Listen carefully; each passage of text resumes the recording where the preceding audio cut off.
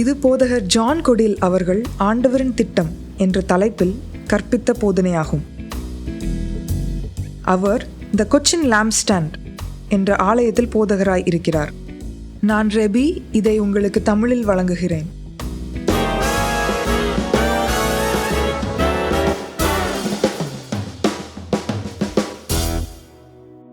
அடைப்புக்குறி காலம். இப்பொழுது போதகரிடம் ஒரு கேள்வி கேட்கப்பட்டது. கேள்வி என்னவென்றால், இயேசுவை பற்றி கேள்விப்படாதவர்கள் நித்திய வாழ்க்கையில் என்ன செய்வார்கள்? இயேசுவின் மூலம்தான் ரட்சிப்பு என்றால் அவர்கள் எப்படி ரட்சிக்கப்படுவார்கள்?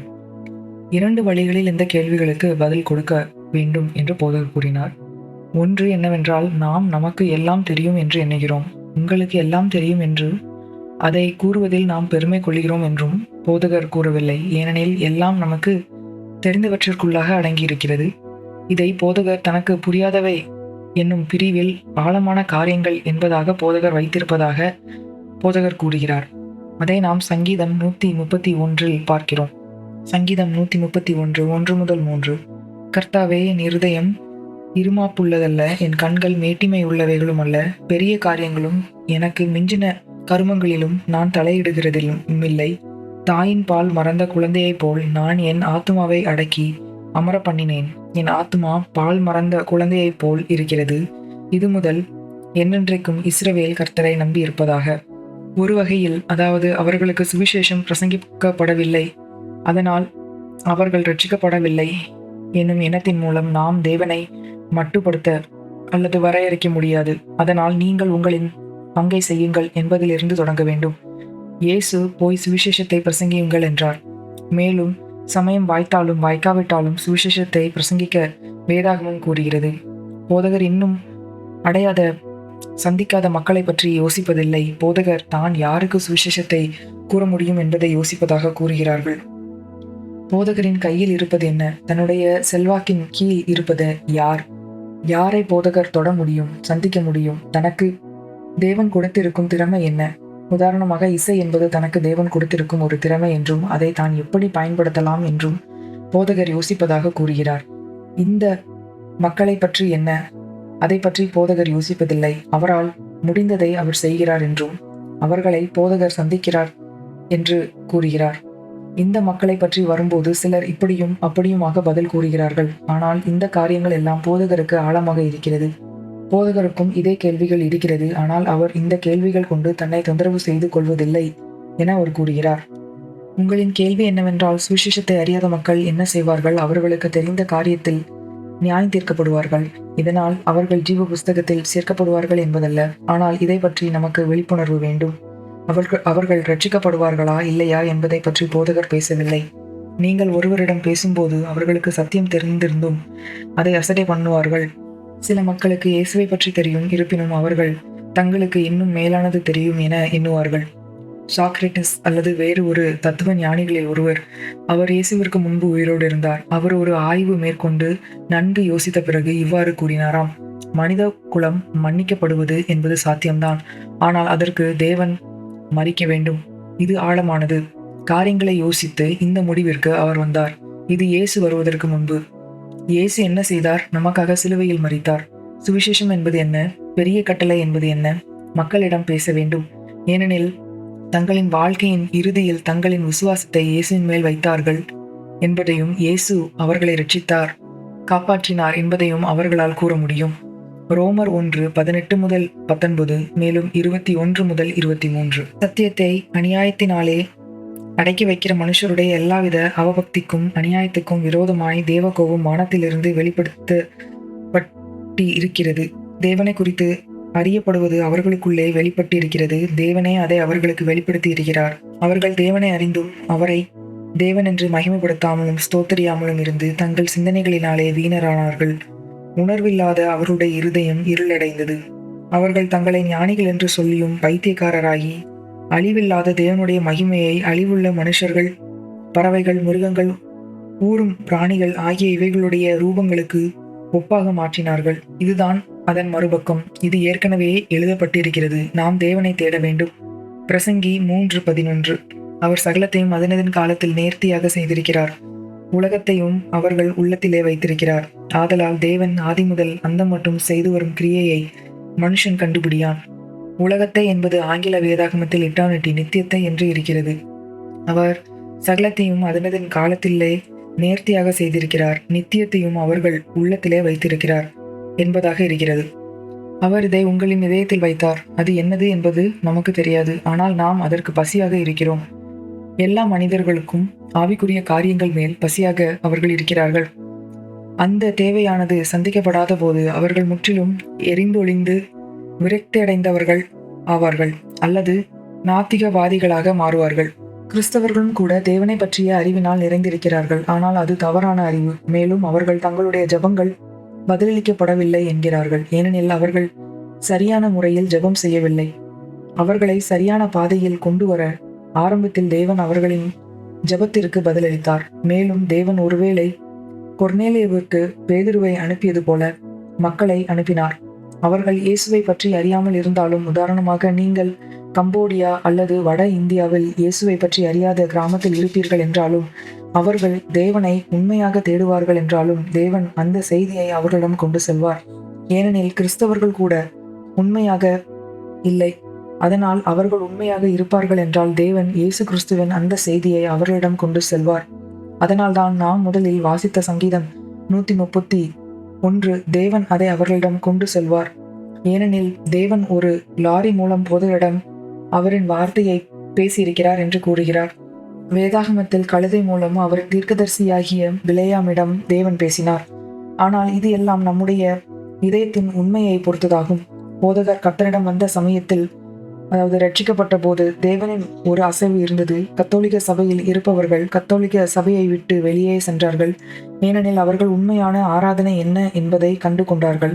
மேலும் சிலைகளை மற்றும் மரியாதை வணங்குவது ஆராதனை அல்ல என்பதையும் கண்டு கொண்டார்கள். மேலும் அவர்கள் குர்பானா என்று அவர்கள் கூறுவதும் பிசாசு தன்மையானது. உதாரணமாக, அவர்களுக்கு கர்த்தரின் பந்தி என்பது இல்லை, அவர்களுக்கு வேறு ஏதோ இருக்கிறது. போதகர் பலிபீடம் பற்றி விளக்கம் கூறியிருக்கிறார்கள். அதனால் போதகர் இவ்வாறு கூறுவார்களாம்: ஒரு திருமணத்திற்கு செல்லும் போது திருமணத்தில் கலந்து கொள்ளுங்கள் மனிதர்களுக்காக, ஆனால் கர்த்தரின் பந்தியில் அல்ல. ஆனால் அந்த ஆலயத்தை முற்றிலுமாக தவிர்க்க முடியுமானால் அதை செய்யுங்கள், பின்பு பிரியாணி சாப்பிடுங்கள் என்று போதகர் கூறுகிறார். தங்களின் கல்லறை தோட்டங்கள் பற்றி சிலர் கவலைப்படுவதனால் அவர்கள் கத்தோலிக்க சபையிலிருந்து வர மறுக்கிறார்கள். உங்களிடம் கல்லறை தோட்டம் இல்லை என்றார்கள், என்ன நடக்கும் என்றார்கள். இது எல்லாம் உண்மையான காரியங்கள். போதகர் ரட்சிக்கப்பட்டார்கள் என்பதை அறிந்ததால் அவர் சபைக்கு அழைக்கப்பட்டார். அவர்கள் அந்த சபையில் இருந்து துரத்தப்பட்டார்கள். நமக்கு தேவனை தெரிந்திருந்தும் அது நம்முடைய இதயத்தின் உண்மை நிலையை பொறுத்து இருக்கிறது. புரோட்டஸ்டன்ட் வட்டாரத்திலும் பெந்தேகோஸ்துவிலே கைகளை தட்டுவது, சத்தமிடுவதுதான் தேவனின் பிரசனம் என எண்ணுகிறார்கள். போதகர் இவ்வாறு பதிலளிக்கிறார்கள்: சுவிசேஷத்தை பரப்ப தன்னால் முடிந்ததை செய்வதாக கூறுகிறார்கள். கேட்கப்படாதவர்கள் குறித்து போதகர் அதிகம் யோசிப்பதில்லை என கூறுகிறார்கள். அவர்களை குறித்து பாரம் இருக்குமானால் அந்த பாரத்தை நிறைவேற்ற தேவன் உதவுவார் என போதகர் கூறுகிறார். உதாரணமாக, ஈராக்கில் இருக்கும் பெண்களை எப்படி சந்திப்பது? அவர்கள் மிகவும் ஒரு மைனாரிட்டி குரூப். மேலும் பெர்சிய மொழிதான் பேசுவார்கள். மேலும் யூடியூப் அங்கு தடை செய்யப்பட்டிருக்கிறது. மேலும் போதகர் கண்டு கொண்டது என்ன என்றால், பசியாக இருப்பவர்களுக்கு யூடியூப் தேவை இல்லை என்பதுதான். அவர்கள் நற்செய்தியை எப்படியாகிலும் பெற்றுக்கொள்வார்கள். சில வேளைகளில் யூடியூபில் இவர்கள் பார்ப்பது பதிவு செய்யப்படாது. ஆனால் சமயம் வாய்த்தாலும் வாய்க்காவிட்டாலும் நீங்கள் பிரசங்கியுங்கள். இந்த மக்களை பற்றி என்ன என்பது போதகருக்கு தெரியாது. மேலும் இவர்களை ரட்சிக்கப்படவில்லை என்று போதகர் தள்ளிட மாட்டார்கள் என அவர் கூறுகிறார். ஏனெனில் தேவனின் இயலாமையினால் என்பதல்ல, அவர்கள் உண்மையாக இருந்தால் அவர்களுக்கு எப்படி அது சென்றடைய வேண்டும் என்பது தேவனுக்கு தெரியும். எல்லா மனிதர்களும் ரட்சிக்கப்பட வேண்டும் என தேவன் விரும்புகிறார். நமக்கு எப்படி என்று தெரியாது, ஆனால் நாம் அதை செய்ய வேண்டும்.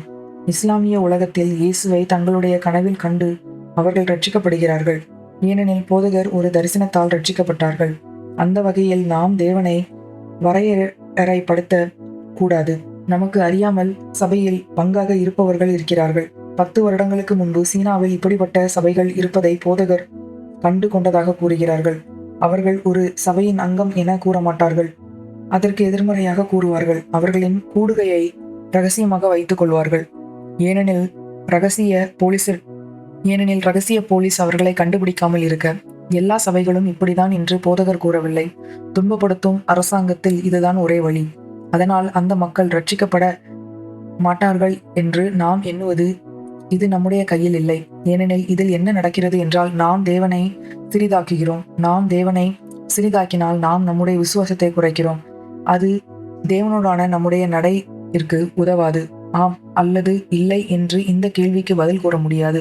போதகரால் கூற முடிந்தது என்னவென்றால், கிறிஸ்துவில் உள்ள அழைப்பிற்கு ஏற்றவாற் போல் நடங்கள் என்பதுதான். தேவன் இந்த கேள்விக்கு உங்களுக்கு பதில் கூறுவார் என்றால் அதை போதகரிடம் கூறுகிறார். இதை நிறைய வழியில் அணுக முடியும் என்பதை புரிந்து கொள்ளுங்கள். நீங்கள் ரட்சிக்கப்படும்படி முன்குறிக்கப்பட்டு இருந்தால் மட்டுமே ரட்சிக்கப்பட முடியும், இல்லை என்றால் முடியாது என்று சில டினாமினேஷன்கள் கூறுகிறது. இந்த ரட்சிக்கப்படாத மக்கள் ரட்சிக்கப்படக்கூடாதபடி முன்குறிக்கப்பட்டிருக்கின்றார்கள். இது தவறு. எல்லா மனிதர்களும் ரட்சிக்கப்பட வேண்டும் என்பது தேவனின் விருப்பமாகும். முன்குறிக்கப்படுதல் என்றால் என்ன என்பதை புரிந்து கொள்ள சர்க்கிள் ஆஃப் லைஃப், வாழ்க்கையின் வட்டம் என்னும் போதனை போதகரிடம் இருக்கிறது என்பதை கூறுகிறார். அதை பாருங்கள். அதை அவர் வசனங்கள் மூலம் போதகர் விளக்கம் செய்திருப்பதாக கூறுகிறார். நீங்கள் எரேமியாவிற்கு செல்வீர்கள் என்றால், தன்னுடைய தாயின் கருவிலிருந்து தன்னை தேவனுக்கு தெரியும். அப்போஸ்தலராகிய பவுலும் அதே போலதான். அப்போஸ்தலராகிய பவுலும் சுவிசேஷத்திற்காக தாயின் கருவிலிருந்து பிரிக்கப்பட்டார். அதுதான் முன்குறிக்கப்படுதல் என்பதோடு சேர்கிறது. இது வேண்டுமானால் போதகரிடம் கேட்க வேண்டும் என கூறுகிறார். போதகர் இதை பற்றி என்ன செய்கிறார்கள் என்றால், தன்னிடம் இருப்பதை கொண்டு தன்னால் முடிந்ததை செய்கிறார்கள். அதாவது அவரின் கையில் இருப்பதை கொண்டு. போதகரால் சந்திக்க முடியாத மக்கள் இருப்பார்கள் என்றால், அவர்களை சந்திக்க தன் கையில் ஏதேனும் கருவிகள் இருக்கிறதா என எண்ணுவதாக போதகர் கூறுகிறார்கள். சில வேளைகளில் இது பணம், சில வேளைகளில் இது ஆம்பிளிஃபயர் மற்றும் ஸ்பீக்கர்கள் கொடுப்பது. சில வேளைகளில் போதகர் அவர்களின் மொழியை கூட பேசுவதில்லை, ஆனால் அவர்களை போதகரால் தாங்க முடியும். பிலிப்பைன்ஸ் என்பது பணக்கார நாடு என எண்ணுவோம், ஆனால் நாம் சபையாக பிலிப்பியர்களுக்கு வேதாகமங்களை அனுப்பியிருக்கிறோம்.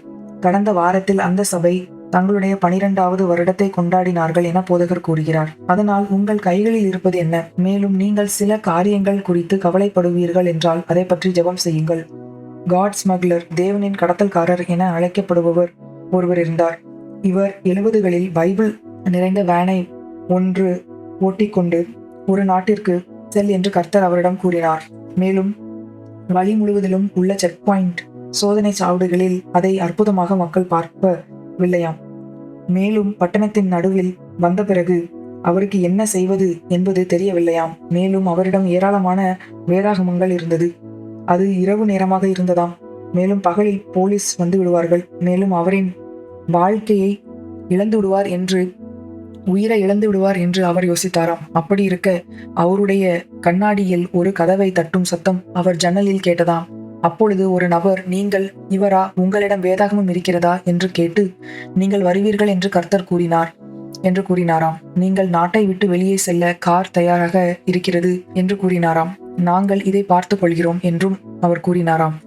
அவர் அந்த காரில் ஏறி நாட்டை விட்டு வெளியே சென்றாராம். மேலும் அங்கிருந்த விசுவாசிகள் வேதாகமத்தை பெற்றுக் கொண்டார்களாம். இப்படிதான் கர்த்தர் கோஆர்டினேட் செய்கிறார். மேலும் பல வகையில் தேவன் பலரை சுவிசேஷம் பிரசங்கிக்கப்பட பயன்படுத்துகிறார். மோரோசரோ என்பவர் பற்றி கேள்விப்பட்டிருக்கின்றீர்களா? அவர் சவுதி அரேபியாவில் சவுதி மக்கள் சுவிசேஷத்திற்கு எதிராக இருந்தபோது அவர் 3 நாட்கள் சுவிசேஷ கூடுகை நடத்தினாராம்.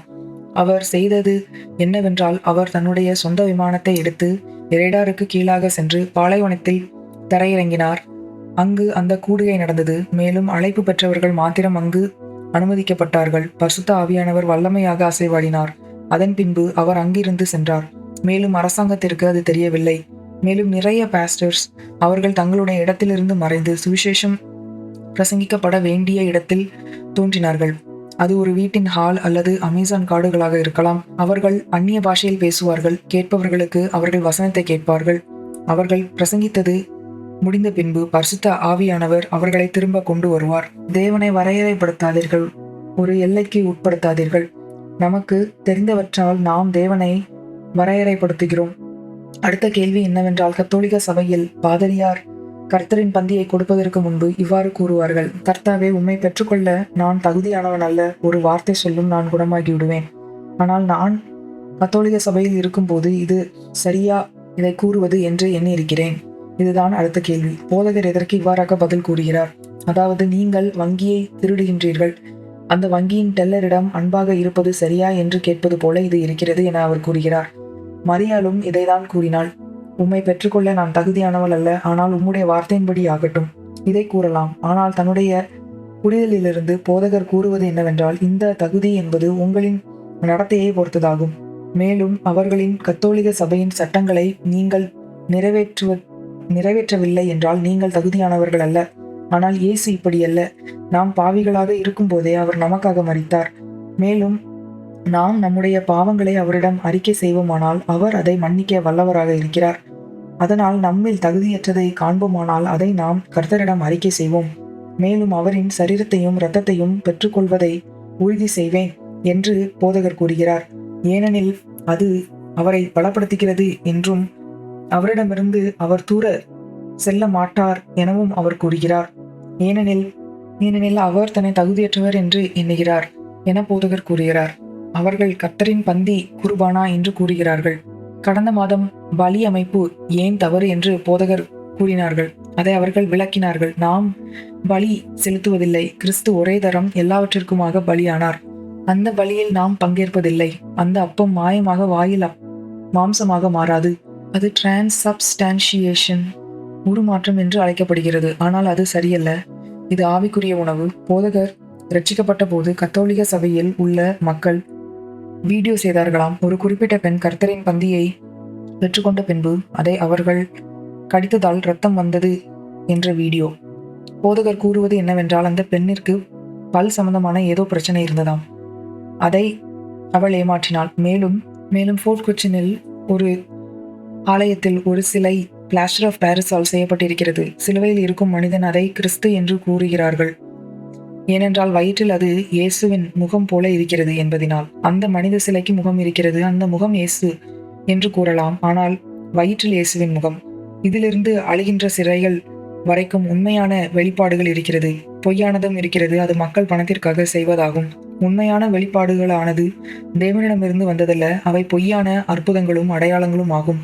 மேலும் 7 சபைகளுக்கு உள்ள கடிதத்தில் 7இல் 5 சபைகளுக்கு இயேசு இதை பற்றி அவர்களுக்கு எச்சரிப்பு கொடுக்கிறார். பரலோகத்தின் ராணி என நாம் அறிவோம். பரலோகத்தின் ராணி இயேசுவின் தாயாகிய மரியாள் அல்ல. அது பிசாசின் ஆவி. அது பழைய ஏற்பாட்டிலும் இருந்தது. எஸ்தார் என்பது வெவ்வேறு பெயர்களில் அழைக்கப்படுகிறது. அது வரப்போகிற வஞ்சனைகளில் ஒன்றாகும். மேலும் மக்களுக்கு தங்களின் தேவனை தெரியவில்லை என்றால் அதில் விழுவார்கள். இந்த பொய்யான அற்புதங்கள் மற்றும் அடையாளங்கள் பற்றி வேதாகமும் நம்மை எச்சரிக்கிறது. கத்தோலிக்க சபையில் உள்ள கர்த்தரின் பந்தியில் போதகர் கலந்து கொள்ள மாட்டார் என கூறுகிறார். மேலும் இந்த கேள்வியை கேட்டவர் என்ன உணர்ந்தார் என்பது போதகருக்கு தெரியாது என்று கூறுகிறார். ஏராளமான காரியங்கள் தவறாக இருக்கிறது. மேலும் எல்லாம் தவறாக இருக்கிறது. இது சரி என்று போதகரால் கூற முடியாது என அவர் கூறுகிறார். மேலும் மேற்கத்திய நாடுகளில் ஒருவர் தும்மும்போது பிளஸ் யூ என்று கூறுவார்கள்.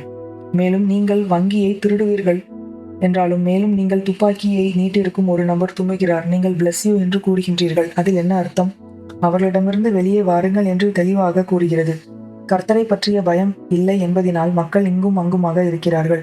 அதனால் அவர்கள் எல்லாவற்றையும் பற்றியும் கவலைப்படுகிறார்கள். மரித்தோரை அடக்கம் செய்யட்டும் என்று இயேசு கூறுகிறார். அதற்கு உங்களுக்கு கல்லறை தோட்டம் இருக்கக்கூடாது என்பதல்ல. ஆபிரகாம், ஈசாக்கு மற்றும் யாக்கோபு மக்பலாவின் குகையை வாங்கினான். யாக்கோபு எகிப்தில் இருக்கும்போது இந்த குகையில் தன்னை அடக்கம் செய்ய யோசேப்பிடம் கூறினான். இது எல்லாம் முக்கியம்தான். அதே நேரத்தில் திருமணத்தை பார்க்கும்போது ஆபிரகாமின் மகனாகிய ஈசாக்கிற்கு பெரிய திருமண நிகழ்ச்சி வேதாகமத்தில் இருந்ததா? நிச்சயமாக இல்லை. ஆனால் அது மனித பாரம்பரியத்திற்கும் கீழ் வரலாம். ஆனால் இது பேய்த்தனம். இது மொத்தம் பேய்த்தனம். மேலும் இவர்களின் தலைவரான ரோமின் பிஷப் நாம் போப் என்று அழைக்கிறோம். அவர் எல்லா மதமும் ஒன்று என கூறியிருக்கிறார். எதில் கலந்து கொள்கின்றீர்கள்? எதற்கு தகுதி இல்லை? இதுதான் உங்களுடைய கேள்விக்கான பதில் என்று போதகர் கூறுகிறார். எரேமியா 29:1 செல்வோம். எகோனியா என்னும் ராஜாவும் ராஜஸ்திரியும் பிரதானிகளும் யூதாவிலும் எருசலேமிலும் உள்ள பிரபுக்களும் தச்சரும் கொல்லரும் எருசலேமை விட்டு புறப்பட்டு போன பிற்பாடு எரேமியா ஏதோ சொல்ல போகிறார். அது சிறைபிடிக்கப்பட்டவர்களுக்கு ஆகும். அவர்கள் எருசலேமிலிருந்து பாபிலோனிய ராஜாவினால் சிறைபிடிக்கப்பட்டார்கள். ஏனென்றால் அவர்கள் தங்கள் தேவனுக்கு கீழ்ப்படியாமற் போனார்கள். இயேசு நாம் காலத்தின் அடையாளங்கள் பற்றி நாம் அறிந்திருக்க வேண்டும் என்று கூறுகிறார்.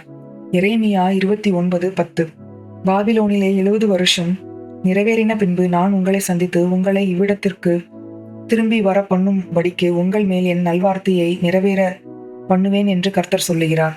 தண்டனை 70 வருடங்களுக்கு. நீங்கள் வேதாகமத்தை படிப்பீர்கள் என்றால் அவர்கள் நிலத்தின் 70 சபத்துகள் ஓய்வு காலத்தை இழந்தார்கள். நிலத்திற்கு அந்த ஓய்வு தேவைப்பட்டது. இங்கு எரேமியா 70 வருடங்கள் நீங்கள் சிறையிருப்பில் இருப்பீர்கள், அந்த அதிகாரத்தை வாசிப்பீர்கள் என்றால் தேவ மனிதர்கள் என்று கூறுபவர்கள், நீங்கள் இந்த சிறையிருப்பில் இருக்கக்கூடாது, இது அடிமைத்தனம், மேலும் கிறிஸ்து உங்களை விடுதலையாக்கவில்லையா? அவர்களுக்கு செவி சாய்க்காதீர்கள். நீங்கள் இந்த நிலையில் இருப்பதன் காரணம் நீங்கள் தவறு செய்தீர்கள். நீங்கள் சரியாக செய்வீர்கள் என்றால் புதிய ஏற்பாட்டில் இது 70 வருடம் அல்ல. கர்த்தரிடம் சேருங்கள், அவர் உங்களிடம் சேருவார்.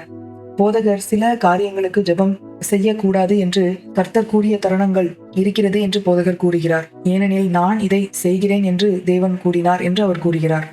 அப்பொழுது அதற்கு போதகர் ஜெபம் செய்தால் தேவனோடு அவர் மல்லிடுகிறார் என்பது போல இருக்கும். அதே நேரத்தில் கர்த்தாவே இவர்கள் மேல் இரக்கமாய் இரும் என்றும் போதகரால் கூறலாம். ஏனெனில் மோசே தேவனிடம் தலையிட்டான். தேவனே, நீர் மனம் திரும்ப வேண்டும் என்றான். எகிப்தியர்கள் என்ன கூறுவார்கள்? நீர் எல்லா மக்களையும் கொலை செய்வதற்காக வனாந்தரத்திற்கு கொண்டு வந்தீர் என்று கூறுவார்கள். இல்லை, நீர் அப்படிப்பட்டவர் அல்ல, அதனால் மனம் திரும்பும். எவ்வளவு தைரியம் அல்லவா? அப்படி இருக்க நம்முடைய பிதாவிடம் அப்படி பேச எவ்வளவு அதிகாரம் நமக்கு இருக்கிறது? இங்கு எரேமியா 70 ஆண்டுகள் பற்றி பேசுகிறார். போதகருக்கு பின்னால் புத்தகங்கள் இருக்கிறது. மேலும் புக் எண்ட்ஸ், புத்தக முடிவுகள், அவை புத்தகங்களை தாங்க நேராக வைக்க உதவுகிறது. இதற்கு நடுவில் இடையில் புத்தகங்கள் இருக்கிறது. இது புத்தக முடிவின் ஆரம்பம். தானியேல் 9:2. தானியேல் ஆகிய நான் எருசலேமின் பால் கடிப்புகள் நிறைவேறி தீர 70 வருஷம் செல்லும் என்று கர்த்தர் எரேமியா தீர்க்கதரிசியோடே சொல்லிய வருஷங்களின் தொகையை புஸ்தங்களால் அறிந்து கொண்டேன். இது புக் எண்டின் முடிவாகும். எரேமியா 70 வருடங்கள் என்று கூறினான். 70 வருடங்கள் ஏறக்குறைய முடிந்துவிட்டது. அதனால் எல்லாரும் வீடு செல்ல வேண்டும். அந்த 70 வருடங்களில் தேவ பிள்ளைகளாய் எப்படி இருக்க வேண்டும் என்பதன் தெளிவான அறிவுறுத்தல் அவைகளையும் தேவன் கொடுத்தார். மேலும் என்ன செய்ய வேண்டும், எப்படி செய்ய வேண்டும் என்பதையும் அதன் தெளிவான அறிவுறுத்தல்களையும் தேவன் கொடுத்தார். ஆனால் அவர்கள் ஏன் சிறையடிக்கப்பட்டார்கள்? ஏன் அடிமைத்தனத்திற்குள்ளானார்கள்? 2 நாளாகமும் 36:21. கர்த்தர் எரேமியாவின் வாயினாலே சொன்ன வார்த்தை நிறைவேறும்படிக்கு தேசம் தன்னுடைய ஓய்வு வருஷங்களை ரம்யமாய் அனுபவித்து தீரும் மட்டும் அது பாழாய் கிடந்த நாளெல்லாம், அதாவது 70 வருஷம் முடியும் மட்டும் ஓய்ந்திருந்தது.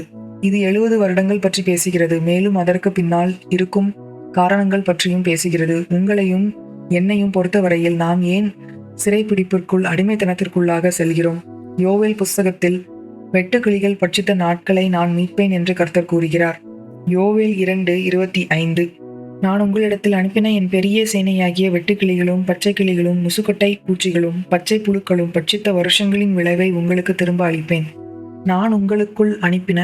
அப்படி என்றால் தேவன் அந்த வெட்டுக்கிளிகளை அனுப்பினார். அந்த வெட்டுக்கிளிகளின் பட்சித்த ஆண்டுகளை நான் மீட்பேன் என்கிறார். ஆனால் அவர் அதை அனுப்பினார் நம்முடைய கீழ்ப்படியாமையினால். பெரும்பான்மையான வேளைகளில் நாம் கர்த்தருக்கு செவி சாய்ப்பதில்லை. ஏனெனில் நாம் வாழ்க்கை என்று கூறுவதில் பிஸியாக இருக்கிறோம். மேலும் உலகத்திற்கு செவி சாய்க்கிறோம், அல்லது தேவனை விட நமக்கு சிறப்பாக தெரியும் என எண்ணுகிறோம். அதனால் தேவன் அவருக்கு செவி சாய்ப்பதை தவிர வேறு எதுவும் இல்லை என்பதான இடத்திற்கு நம்மை எடுத்து செல்கிறார். அப்பொழுதுதான் நீங்கள் செவி சாய்ப்பீர்கள். நீங்கள் செவி சாய்க்கவில்லை, கேட்கவில்லை என்றால் நீங்கள் அழிந்து விடுவீர்கள். ஓசியா 2:14. ஆயினும் இதோ நான் அவளுக்கு நயங்காட்டி அவளை வனாந்தரத்தில் அழைத்து கொண்டு போய் அவளோடு பட்சமாய் பேசி வனாந்தரத்திற்கு நயங்காட்டி அழைப்பேன். வனாந்தரத்திற்கு 2 வகையாக செல்லலாம். பரிசுத்த ஆவியால் இயேசு வனாந்தரத்திற்கு சென்றார். இது ஒரு பிராக்கெட் பீரியட், அடைப்புக்குறி காலம். அதில் நீங்கள் எல்லாவற்றையும் வேறு குறித்து வைப்பீர்கள். போதகர் தன்னுடைய நண்பர்களை எல்லாம் கிறிஸ்துவிற்குள் வந்த பிறகு இழந்து விட்டதாக குறை கூறினார்களாம். பின்பு அவர் ஓர்டேன் செய்யப்பட்ட போது கிறிஸ்தவ நண்பர்களை இழந்து விட்டார்களாம். ஏனெனில் போதகர் ஓர்டேன் செய்யப்பட வேண்டும் என்று அவர்கள் எண்ணவில்லையாம். போதகர் தான் இவர்களை பின்பற்றவில்லை, ஆனால் இயேசுவை பின்பற்றுகிறேன் என்பதாக இதை பார்த்தார்களாம். மேலும் அவர் தன்னை கிறிஸ்துவில் உள்ள அழைப்பிற்கு ஏற்றவர் போல நடக்க அவர் கூறியதாக கூறுகிறார். இந்த வருடத்தில் தேவன் சில காரியங்களை நியாயப்படுத்துகிறார். 1, குழந்தைகளின் வாயிலிருந்து. 2வது, போதகருக்கு சத்துருக்களாய் எல்லா ஊழியத்திற்கும் எதிர்த்தவர்களின் வாயிலிருந்து. அவர்கள் கூறுகிறார்கள், அதை தனக்கு உறுதியாக எடுத்துக்கொண்டார்களாம். மற்ற வழி உதைத்தலும் கத்துதலும். நீங்கள் எல்லாவற்றையும் முயற்சி செய்வீர்கள், ஆனால் தோல்வி அடைவீர்கள். அதனால் வனாந்தரத்திற்கு செல்வீர்கள். இது நயங்காட்டுதல் பற்றி பேசுகிறது. நீங்கள் இக்கரைக்கு அக்கறை பச்சை என்று எண்ணுவீர்கள். மேலும் அக்கறைக்கு செல்லும் போது அங்கு வனாந்தரம் உங்களுக்கு என்ன செய்வது என்று தெரியாது. உங்களுக்கு என்ன செய்வது என்பது தெரியாது. நீங்கள் பாலத்தை எரித்து விட்டீர்கள். திரும்பி செல்ல முடியாது. உங்களுக்கு இருக்கும் ஒரே வழி தேவன். அங்கு தேவன் உங்களை ஆக்கினை தீர்ப்பதில்லை. நான் ஏற்கனவே கூறினேன், இப்பொழுது குக்கிரர் இடுகிறார் என அவர் கூறுவதில்லை. ஆயினும் இதோ நான் அவளுக்கு நயங்காட்டி அவளை வனாந்திரத்தில் அழைத்து கொண்டு போய் அவளோடே பட்சமாய் பேசி மற்ற வார்த்தைகளில் எல்லாவற்றையும் திரும்ப பெற்றுக்கொள்வாய். எரேமியா 70 வருடம் என்று மக்களிடம் கூறினான். நீங்கள் தவறு செய்திருக்கின்றீர்கள். மேலும் தேவன் உங்களை அடிமைத்தனத்திற்குள்ளாக அனுப்பும்போது நீங்கள் தேவ பிள்ளைகள் போல நடக்க வேண்டும். நம் மனம் சோர்ந்து இருக்கக்கூடாது. எரேமியா 29:5-9. நீங்கள் வீடுகளை கட்டி குடியிருந்து தோட்டங்களை நாட்டி அவைகளின் கனிகளை சாப்பிடுங்கள். நீங்கள் பெண்களை விவாகம் பண்ணி குமாரரையும் குமாரத்திகளையும் பெற்று உங்கள் குமாரருக்கு பெண்களை கொண்டு உங்கள் குமாரத்திகளை புருஷருக்கு கொடுங்கள். இவர்களும் குமாரரையும் குமாரத்திகளையும் பெறட்டும். நீங்கள் அங்கே குறுகாமல் பெருகி நான் உங்களை சிறைப்பட்டு போக பண்ணின பட்டணத்தின் சமாதானத்தை தேடி அதற்காக கர்த்தரை விண்ணப்பம் பண்ணுங்கள். அதற்கு சமாதானம் இருக்கையில் உங்களுக்கும் சமாதானம் இருக்கும். மேலும் உங்கள் நடுவில் இருக்கிற உங்கள் தீர்க்கதரிசிகளும் உங்கள் குறிகாரரும் உங்களை மோசம் போக்க ஒட்டாதிருங்கள். சொப்பனம் காண பண்ணுகிற உங்கள் சொப்பனக்காரருக்கு செவி கொடாமலும் இருங்கள் என்று இஸ்ரவேலின் தேவனாகிய சேனைகளின் கர்த்தர் சொல்லுகிறார். அவர்கள் என் நாமத்தை சொல்லி உங்களுக்கு பொய்யான தீர்க்க தரிசனம் உரைக்கிறார்கள். நான் அவர்களை அனுப்பினதில்லை என்று கர்த்தர் சொல்லுகிறார். அப்படியென்றால் மற்ற வார்த்தைகளில் 70 வருடங்கள் கடந்து செல்ல வேண்டும். அதற்கு எதிராக பேசுபவர்கள் கர்த்தருக்காக பேசவில்லை. இங்கு நீங்கள் சிறைபிடிப்பில் இருந்தாலும் சந்தோஷமாகவும் இயல்பாகவும் இருங்கள் என்று கர்த்தர் கூறுகிறார். நான் உங்களை பார்த்து கொள்வேன் என்று கர்த்தர் கூறுகிறார். வீடு கட்டுங்கள், திருமணம் செய்யுங்கள், இயல்பாக வாழுங்கள், சந்தோஷமாக மகிழ்ச்சியோடு வாழுங்கள். ஏனெனில் கர்த்தருக்குள் சந்தோஷமாக இருப்பதே உங்களுடைய பலன். நீங்கள் சிறைபிடிப்பில் இருப்பீர்கள் என்றால் நீங்கள் அந்த இடத்தின் சமாதானத்திற்காக கர்த்தரிடம் ஜெபிக்க அழைக்கப்பட்டிருக்கின்றீர்கள். அப்பொழுது உங்களுக்கு சமாதானம் இருக்கும். போதகர் முன்பு அவர்களின் சபை மக்களோடு தினமும் காலையில் சேர்ந்து தலைவர்களுக்காக ஜெபம் செய்ததாக கூறுகிறார்கள். அதனால் சமாதானத்திற்காக ஜெபியுங்கள், வீடுகளை கட்டுங்கள், இயல்பாக வாழுங்கள், சந்தோஷமாக கொடுங்கள், சந்தோஷமாக வாழுங்கள். எரேமியா 29:11-14. நீங்கள் எதிர்பார்த்திருக்கும் முடிவை உங்களுக்கு கொடுக்கும்படி நான் உங்கள் பேரில் நினைத்திருக்கிற நினைவுகளை அறிவேன் என்று கர்த்தர் சொல்லுகிறார். அவைகள் தீமைக்கல்ல, சமாதானத்துக்கு ஏதுவான நினைவுகளே. அப்பொழுது நீங்கள் கூடி வந்து என்னை தொழுது கொண்டு என்னை நோக்கி விண்ணப்பம் பண்ணுவீர்கள். நான் உங்களுக்கு செவி கொடுப்பேன். உங்கள் முழு இருதயத்தோடும் என்னை தேடினீர்களானால் என்னை தேடுகையில் கண்டுபிடிப்பீர்கள். நான் உங்களுக்கு காணப்படுவேன் என்று கர்த்தர் சொல்லுகிறார். நான் உங்கள் சிறையிருப்பை திருப்பி நான் உங்களை துரத்திவிட்ட எல்லா ஜாதிகளிலும் எல்லா இடங்களிலும் இருந்து உங்களை சேர்த்து நான் உங்களை விலக்கியிருந்த ஸ்தலத்திற்கே உங்களை திரும்பி வர பண்ணுவேன் என்று கர்த்தர் சொல்லுகிறார். இது பழைய ஏற்பாடு. இதில் நீங்கள் உடல் ரீதியாக சிறைபிடிக்கப்பட்டு எடுத்து செல்லப்பட்டீர்கள். புதிய ஏற்பாட்டில் நாம் அடிமைகளாக இருக்கும் அது சாபமாக இருந்தாலும் சரி, கட்டுகளாக இருந்தாலும் சரி, அரண்களாக இருந்தாலும் சரி, நாம் கர்த்தரிடம் வரும்போது அவர் அதை துரத்தி விடுவார். என்னை நோக்கி கூப்பிடு என்று தெளிவாக கூறுகிறது. உனக்கான திட்டங்களை நான் அறிவேன். அந்த திட்டத்தில் நீங்கள் இருக்கின்றீர்களா, இல்லை என்றால் உங்களுடைய திட்டத்திலா? அதனால்தான் ஜெபித்து கர்த்தரை தேட போதகர் கூறுகிறார். போதகர் தேவ திட்டத்தை அவர்களிடம் கூறுவதில் எந்த அர்த்தமும் இல்லை. ஏனெனில் அவர்கள் கீழ்ப்படிய மனதாய் இல்லை என்றால் பின்பு அது இரட்டை சாபமாகும். ஏனெனில் நீங்கள் குருடாக இருந்தால் அது உங்களின் குற்றமாக இருந்திருக்காது, ஆனால் உங்களால் பார்க்க முடியும் என்று இயேசு கூறினார். சிலர் தவறு செய்வது போதகருக்கு தெரியும், ஆனால் கர்த்தர் போதகரை அமைதியாக இருக்க கூறுவதாக கூறுகிறார். அதற்கு கீழ்ப்படிய போதகர் கற்றுக்கொண்டதாக கூறுகிறார். இதில் உனக்கான திட்டத்தை அறிவேன் என்று அவர் கூறுகிறார், ஆனால் என்னை முழு இதயத்தோடு தேடும் போது என்று அவர் கூறுகிறார். அப்படி என்றால் தேவன் ஒரு ஆப்ஷனாக இருக்கக்கூடாது. இது புதிய ஏற்பாட்டிலும் மத்தேயு 6:33 பிரதிபலிக்கப்பட்டிருக்கிறது. சிறையிருப்பு என்பது ஒரு வகையில் இந்த வகையில் கூடதான் நாம் அதிலிருந்து விடுதலை செய்யப்பட போகிறோம். இரட்சண்யம் என்னும் தலைச்சீரா இயேசு கிறிஸ்து. அதை உங்களால் பார்க்க முடியும். இந்த நேரத்தில் நீங்கள் கர்த்தரை தேட வேண்டும். இந்த வாழ்க்கையில் உங்களை சிறை பிடித்திருக்கும் காரியங்கள் இருக்கிறது, பல நிலைகளில் இருக்கிறது. ஆனால் இது எதிலும் பிசாசு வெல்ல போகிறது இல்லை. இந்த ஒவ்வொரு நிலையிலும் உங்களுக்காக யார் வெல்வார் என்பதை நீங்கள் தேர்ந்தெடுக்கின்றீர்கள். நீங்கள் பிசாசு வெல்ல அனுமதித்தீர்கள் என்றால் அது தேவனின் தவறல்ல. இனிமேல் ஜெபிக்க போவதில்லை என்று மக்கள் கூறுகிறார்கள், அது தேவனின் தவறல்ல. நீங்கள் தவறாக ஜெபிக்கின்றீர்கள். போதகருக்கு உண்மையாக என்ன நடக்கிறது என்பது தெரியாது. போதகர் ஜெபிக்கலாம், மேலும் கர்த்தர் வெளிப்படுத்தினால் அதை அவர்களிடம் கூறுவார். மேலும் எது சரி எது தவறு என்பதை சதவீத நேரம் கர்த்தர் வெளிப்படுத்துவதாக கூறுகிறார். அதனால்தான் போதகர் கர்த்தர் தன்னிடம் கூறியதை உறுதியளிக்க தேவ மனிதர்களிடம் கேட்கிறார் என கூறுகிறார். மேலும் தேவ மனிதர்கள் மக்கள் அவர்களை தீர்க்க தரிசனத்திற்கு துரத்துவதில் பழக்கப்பட்டு போதகரின் கேள்வியை தவறாக புரிந்து கொள்கிறார்கள். போதகர் தீர்க்க தரிசனமோ ஆலோசனையோ கேட்கவில்லை, ஆனால் உறுதி வேண்டும் என அவர் கூறுகிறார்கள். இதற்கு வரும்போது நீங்கள் எதன் வழியாக கடந்து சென்றாலும் சரி, மேலும் உங்களுக்கு இந்த வாழ்க்கை இருக்கிறது. தேவன் அதில் உங்களை ஆசீர்வதிக்க போகிறார். திருடன் திருடவும் கொல்லவும் அழிக்கவும் வருகிறானே அன்றி வேறொன்றுக்கும் வரான். நானோ அவைகளுக்கு ஜீவன் உண்டாயிருக்கவும் அது பரிபூர்ணப்படவும் வந்தேன். இதை இயேசு கூறினார். இதுதான் அடிப்படை. இதற்கு மேல் ஏதாவது அரண்களை, சில கட்டுகளை, சில சாபங்களை கண்டு கொள்வீர்கள் என்றால் நீங்கள் கர்த்தரை தேடுங்கள். கர்த்தர் உங்களுக்கு அந்த விடுதலையை தருவார். ஒருவேளை நீங்கள் ஒரு போதகரிடம் செல்ல அவர் ஒரு பட்டன் அழுத்துவார் என்றாலும், மேலும் நீங்கள் அந்த பிசாசு வெளியேற தயாராக இல்லை என்றால் அது இயேசுவின் நாமத்தில் வெளியேறும். ஆனால் அது மீண்டும் 7 தரம் வலிமையாக வரும் என வேதாகமும் கூறுகிறது. மத்தேயு 6:33. முதலாவது தேவனுடைய ராஜ்யத்தையும் அவருடைய நீதியும் தேடுங்கள், அப்பொழுது இவைகள் எல்லாம் உங்களுக்கு கூட கொடுக்கப்படும். உங்களுக்கு என்ன செய்ய முடியும்? உங்களால் அவரை தேட முடியும். அவர் உங்களின் தொழிலை பார்த்து கொள்வார். மேலும் தன்னுடைய தொழிலை தன்னை விட கர்த்தர் சிறப்பாக பார்த்து கொண்டார் என சார்ல்ஸ் என்பவர் சாட்சி கூறியதாக போதகர் கூறுகிறார். நீங்கள் முதலாவது தேவனின் ராஜ்யத்தை தேடுங்கள். இது எல்லாம் அடைப்புக்குறி காலத்தில் இது முடிந்தது என்று உங்களுக்கு தெரியும் போது உங்களின் திருப்புமுனை விடியல் வந்துவிட்டது என்பதை நீங்கள் புரிந்து கொள்வீர்கள். கர்த்தர் போதகருக்கு தரப்போகிற பிரேக் த்ரூ விடியலை பற்றி உறுதி செய்தாராம். அது போதகரை இன்னும் அதிகமாக ஜெபத்தில் நேரம் செலவிட செய்ததாம். பிரேக் த்ரூ வருவதால், விடியல் வருவதால் போதகர் கொண்டாடவில்லை. போதகர் கூறுவது என்னவென்றால், ஓட்டப்பந்தயம் ஓடும் போது நீங்கள் போட்டி முடியும் முன்பு ஹஹா என்று கொண்டாடுவீர்கள் என்றாலும் மேலும் யாராவது உங்களை முந்தலாம். இது நடந்திருக்கிறது. தானியேல் 70 வருடங்கள் முடிந்ததை கண்டவுடன் என்ன செய்தான்? இது ஒரு மாதிரி, ஆனால் துல்லியமாக இல்லை, ஏனெனில் நாம் புது உடன்படிக்கையில் இருக்கிறோம். இதோடு இன்று நாம் முடித்துக் கொள்வோம். தானியேல் 9:3-4. நான் உபவாசம் பண்ணி ரெட்டிலும் சாம்பலிலும் உட்கார்ந்து தேவனாகிய ஆண்டவரை ஜெபத்தினாலும் விண்ணப்பங்களிலானும் தேட என் முகத்தை அவருக்கு நோக்கி என் தேவனாகிய கர்த்தரை நோக்கி ஜெபம் பண்ணி பாவ அறிக்கை செய்து, ஆண்டவரே, உம்மேல் அன்பு கூர்ந்து உம்முடைய கற்பனைகளை கைக்கொள்கிறவர்களுக்கு உடன்படிக்கையும் கிருபையும் காக்கிற மகத்துவமும் பயங்கரமுமான தேவனே. அவன் கண்டுபிடித்த போது அவன் ராஜாவிடம் சென்று, நாங்கள் வீட்டிற்கு செல்ல இது நேரம், அதனால் என்னவாக இருந்தாலும் எங்களை நீர் அனுப்ப வேண்டும் என்று அவன் கூறவில்லை. அவன் கர்த்தரிடம் சென்றான். அவன் உபவாசித்தான், மன்றாடினான், ரெட்டுடுத்திய அவனுடைய மக்களுக்காக மன்றாடினான். அப்படியென்றால் அவன் தன்னை தாழ்த்தி ஜெபித்தான்.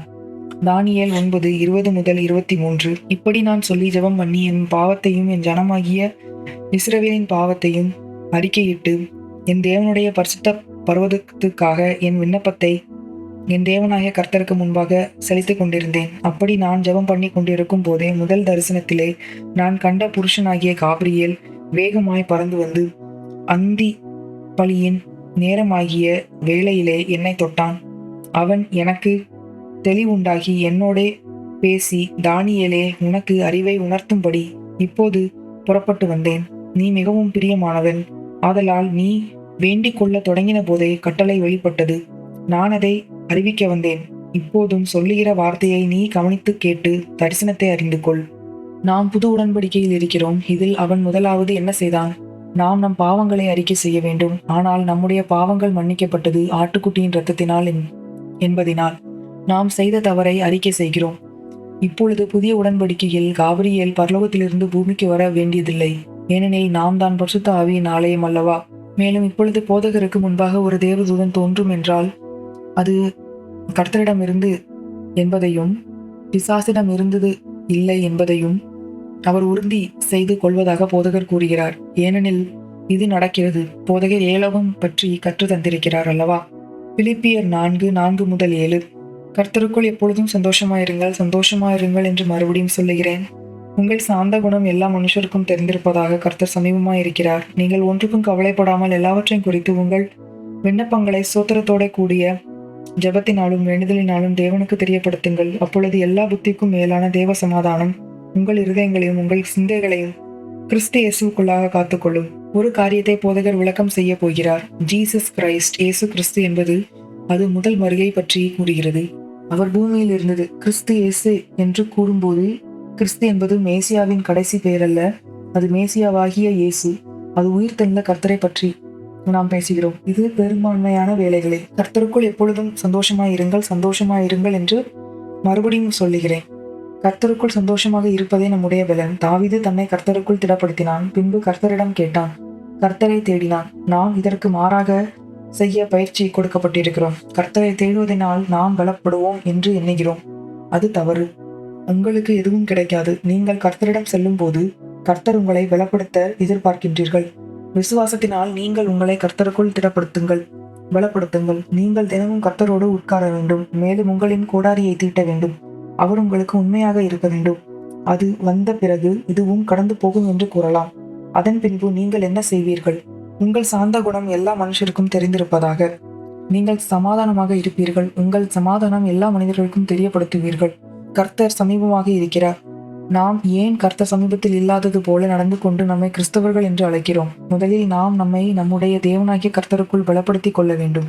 அதை விசுவாசம் கொண்டு செய்ய வேண்டும். இரும்பு கருக்கிட்டது போல. உங்களுக்கு விசுவாசம் இல்லை என்றால் அப்பொழுதுதான் போதகரை அழைக்க வேண்டும். போதகரை அழைத்து எனக்கு பலன் வேண்டும், கொஞ்சம் பலன் தாருங்கள் என்று கூறக்கூடாது என்று போதகர் கூறுகிறார். உங்கள் சாந்த குணம் எல்லா மனுஷருக்கும் தெரிந்திருப்பதாக, ஏனெனில் நீங்கள் சமாதானத்தோடு இருக்கின்றீர்கள், மேலும் கர்த்தருக்குள் சந்தோஷமாக இருக்கின்றீர்கள். நீங்கள் ஒன்றுக்கும் கவலைப்படாமல் எல்லாவற்றையும் குறித்து உங்கள் விண்ணப்பங்களை சோத்திரத்தோடு கூடிய ஜெபத்தினாலும் வேண்டுதலினாலும் தேவனுக்கு தெரியப்படுத்துங்கள். உங்களை தொந்தரவு செய்யும் காரியங்கள் உண்மையான காரியங்கள், அதை தேவனுக்கு தெரியப்படுத்த வேண்டும். தேவனுக்கு தெரியாது என்று அல்ல, ஆனால் நீங்கள் அவருக்கு தெரியப்படுத்த வேண்டும். அது அவருக்கு தெரிந்தது என்பது உங்களுக்கு எப்படி தெரியும்?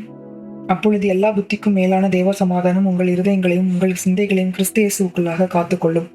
இப்படிதான் அவருக்கு தெரியப்படுத்த வேண்டும். இது அவருக்கு தெரியாது என்பதல்ல, ஆனால் அவருக்கு தெரியும், அவர் பார்த்து கொள்வார் என்பதை உங்களுக்கு தெரியப்படுத்த வேண்டும். இதுவும் கடந்து போகும், ஆனால் அதற்கு முன்பு நீங்கள் சந்தோஷமாக இருக்க வேண்டும்.